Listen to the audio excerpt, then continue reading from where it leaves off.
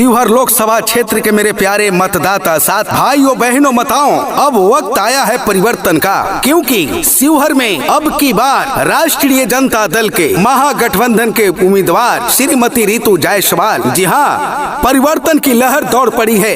तो आइए आप और हम मिलकर चलते हैं एक कदम परिवर्तन की ओर और दबाते हैं बटन लालटेन छाप पर और जिताते हैं ऋतु जायसवाल को। मुकेश सहनी जिंदाबाद जिंदाबाद जिंदाबाद, ऋतु जायसवाल जिंदाबाद जिंदाबाद जिंदाबाद, ऋतु जायसवाल जिंदाबाद जिंदाबाद जिंदाबाद, लालटेन छाप जिंदाबाद जिंदाबाद जिंदाबाद, लालटेन छाप जिंदाबाद जिंदाबाद जिंदाबाद।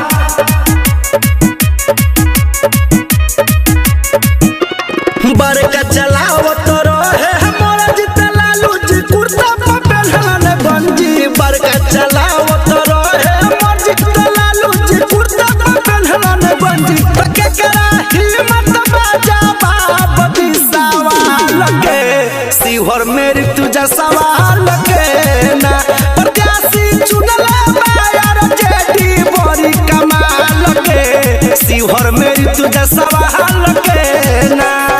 जी हाँ, ऋतु जायसवाल जी का कहना है, जो मैं महसूस करती हूँ वो जज्बात लिखती हूँ, न लिखती रात को दिन न दिन को रात लिखती हूँ। जो भी हमारे क्षेत्र शिवहर में भ्रष्टाचार करे उन भ्रष्टाचारियों की असल औकात लिखती हूँ, औकात लिखती हूँ। जनता के हक मिली मिली अधिकार हो,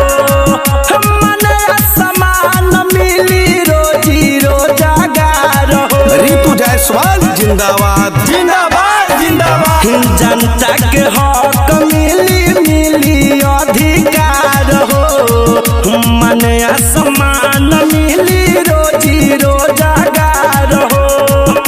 हम मजबूत हाथ करे के लालू जी के लाल के शिवहर मेरी तुझा सवाल के ना प्रत्याशी चुनले बायर जेडी बड़ी कमाल के शिवहर मेरी तुझे सवाल के ना।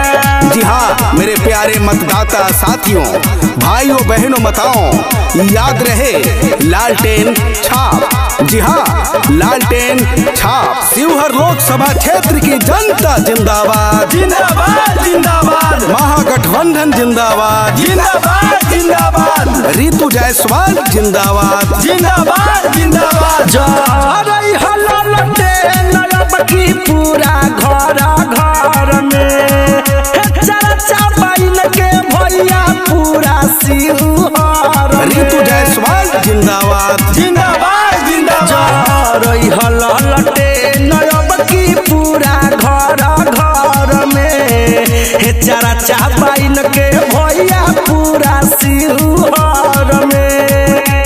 रखी है चारा में क्षेत्र के संभाल के शिवहर मेरी तुझे सवाल के ना प्रत्याशी चुनले बायर जेडी बड़ी कमाल के शिवहर मेरी तुझे सवाल के ना।